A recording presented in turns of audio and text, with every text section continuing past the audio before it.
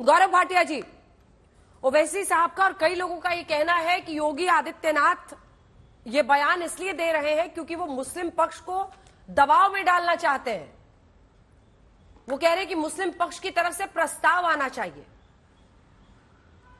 क्या वाकई आप लोग दबाव बनाना चाह रहे हैं मुस्लिम पक्ष पर? अंजना जी, अगर अराजक तत्व जो कहते हैं कि 10 मिनट के लिए पुलिस हटा दो तो हिंदुओं को मजा चखा देंगे, और कुछ लोग ऐसे भी हैं जो कहते हैं कि 15 करोड़ हैं लेकिन 100 करोड़ पे भारी हैं। अगर आज वो न्याय, कानून और एक मुख्यमंत्री के वक्तव्य से दबाव में आ रहे हैं तो ये तो लोकतंत्र के लिए बड़ी अच्छी बात है। वो लोग सीखेंगे कि कानून की ताकत क्या होती है। और इन ओवैसी जी को, जो बैरिस्टर अपने आप को बताते हैं लेकिन है शरिया लॉ का ज्ञान है इनको। आपको याद है जब सर्वोच्च न्यायालय में सुनवाई चल रही थी तो इसी मामले में ये बता रहे थे कि ये शिवलिंग नहीं है, फुव्वारा है, फुव्वारा। करोड़ों करोड़ों हिंदुओं की भावनाएं जब आहत होती हैं तो ये शरियस्टर साहब को बुरा नहीं लगता है।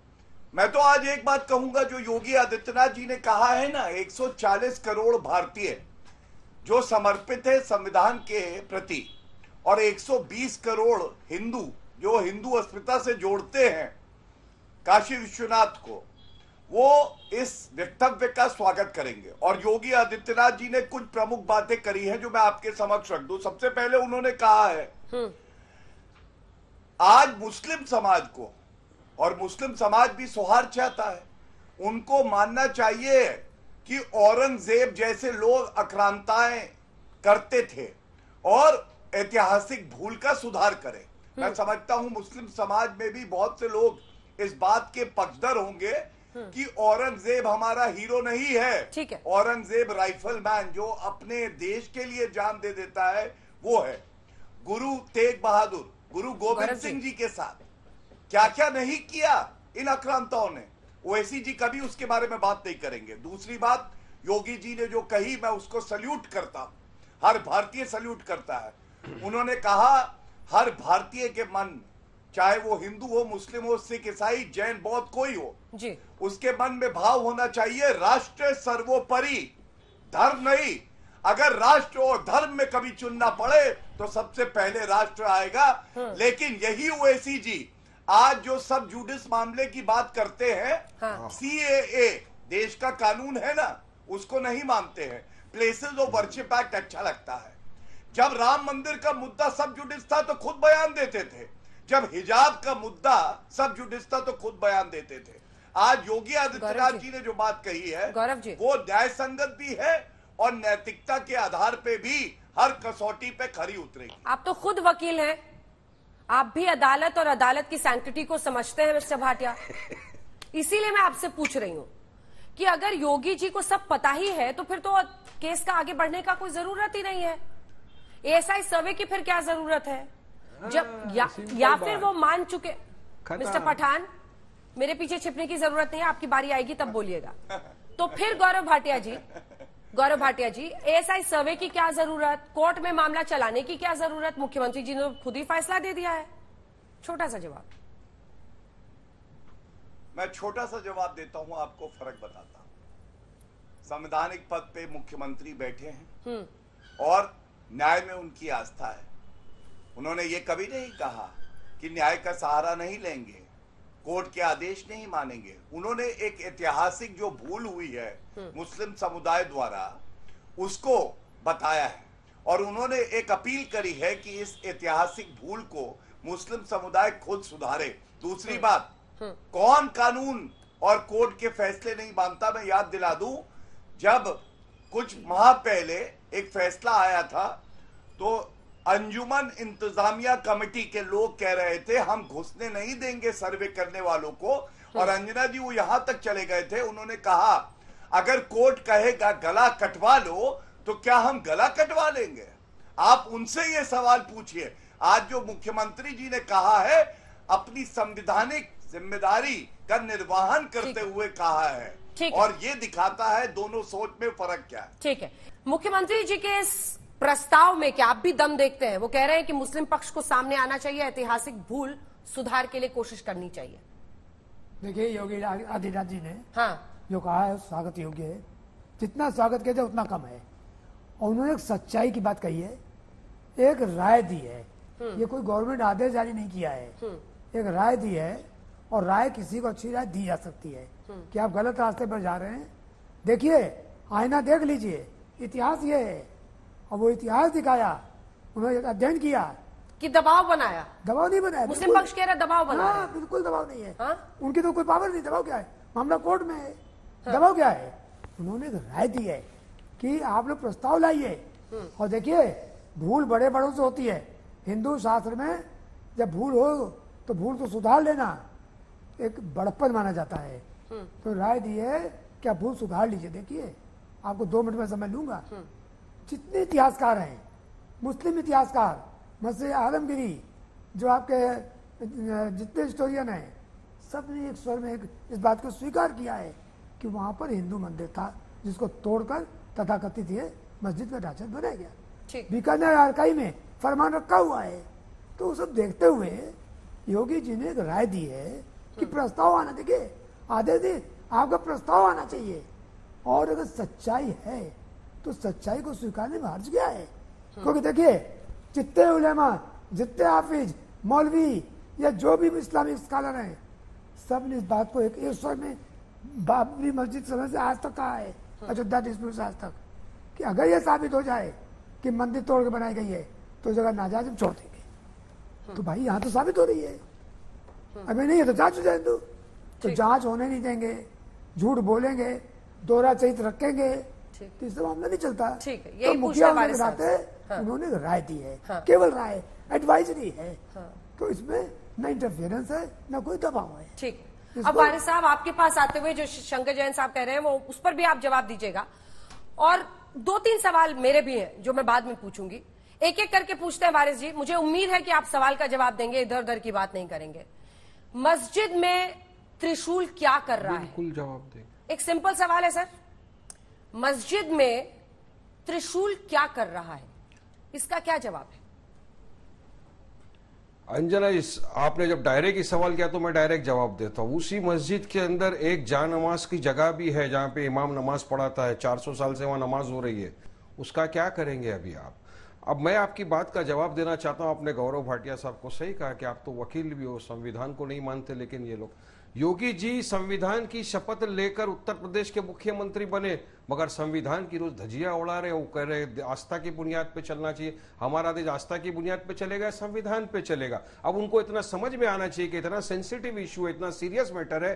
3 अगस्त को इलाहाबाद हाई कोर्ट ऑर्डर के लिए रखा हुआ है कि वहां पे क्या एएसआई का सर्वे होना चाहिए या नहीं होना चाहिए। वो सर्वे आया नहीं है, उस ऑर्डर आया नहीं है, उसके पहले तो योगी जी ने आके बोल दिया कि मुसलमानों को ये करना चाहिए। अब मैं गौरव भाटिया को याद दिलाना चाहूंगा। गौरव भाटिया, मोहन भगवत तो आरएसएस के ना, आप ही क्या आदमी। मोहन भगवत ने क्या कहा था कि अयोध्या का जो हो गया ठीक है, हम काशी मथुरा की बात भी नहीं करेंगे, ना उनके पीछे जाएंगे।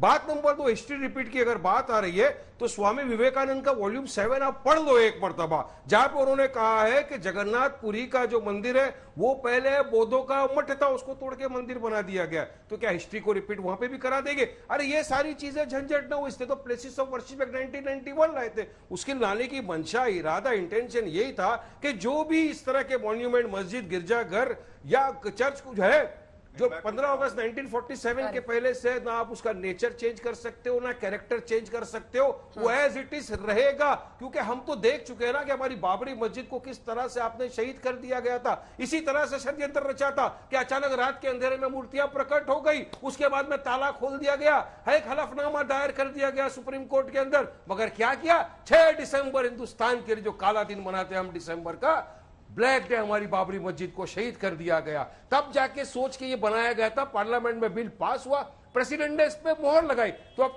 प्रेसिडेंट की बात को भी नहीं मानेंगे। मोहन भगवत तो सर चढ़ लगे, उसकी बात को नहीं मानेंगे, तो आप किस तरह से दिशा पे देश को लेकर जाना चाहते हो? फिर से बीजेपी ने पोलराइजेशन का टेक्निक शुरू कर दिया है, क्योंकि जमीन खिसकती हुई नजर आ रही है। कल ही कांवड़ियों ने वहां पे यात्रा निकाली थी बरेली में, यूपी में। क्या हुआ उस यात्रा के अंदर? डीजे बजा रहे थे, जोर जोर से दंगा फसाद करने लगे। एसएसपी ने आके मीडिया के सामने बयान दिया कि वो शराब के नशे में थे, उनके पास देशी कट्टे थे। जब एसएसपी ने बयान दिया, केस रजिस्टर हुआ, यही योगी जी ने उस एसएसपी का ट्रांसफर ही करा दिया।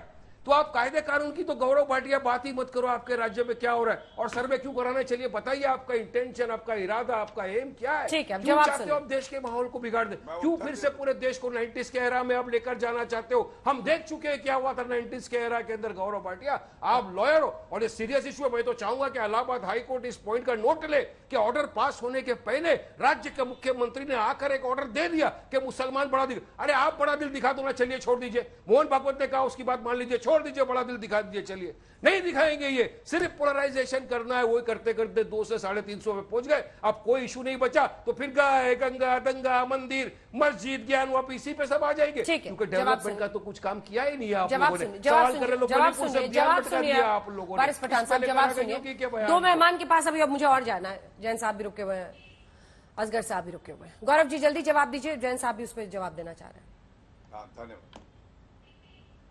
देखिए अंजना जी, मैं तो ये नहीं समझ पाया कि इनको सर्वे से डर क्यों लगता है। ये अंजुमन इंतजामिया कमेटी तो सर्वोच्च न्यायालय तक गई थी, इन्होंने कहा था सर्वे पे रोक लगा दो, रोक लगी नहीं। हाँ। और कहना गलत भी नहीं होगा, गर्दन काटने से डर नहीं लगता साहब, सर्वे से डर लगता है साहब। क्यों? क्योंकि हम सब जानते हैं कि जैसे ही सर्वे पूरा होगा उसके बाद सच सामने आएगा। जब सच सामने आएगा तो इनके पास ना कोई साक्ष्य है ना पेपर है, तो ये कैसे सिद्ध करेंगे? तो ये बात स्पष्ट हो जाएगी कि आक्रांताएं आए, उन्होंने वहां पे जो है मंदिर था, मंदिर को तोड़ा और उसके बाद एक ढांचा बनाया। इसी बात से इन्हें डर लगता है। लेकिन मुझे लगा कि इन्होंने बोला संविधान की शपथ। यस, मुख्यमंत्री जी ने संविधान की शपथ ली है, ओवैसी जी ने कुरान की शपथ ली है क्या? आप बताइए मुझे। ये जब ओवैसी जी ये कहते हैं कि सीएए हम कागज नहीं दिखाएंगे, सीएए भी तो कानून है। मैंने आपसे सवाल किया, प्लेसेस ऑफ वर्शिप एक्ट को आप कहते हो ये कानून है, सीएए कानून नहीं है। हिजाब का कानून आया, आपने बयान दे दिया जब सर्वोच्च न्यायालय में सुनवाई चल रही थी। और अंजना जी, सबसे मुख्य बिंदु क्या है? मुख्य बिंदु ये है, आज की चर्चा से देखिए, कांग्रेस पार्टी जो कि बंद गले पे जनेऊ पहनती थी वो गायब है। आज समाजवादी पार्टी भी नहीं आई है।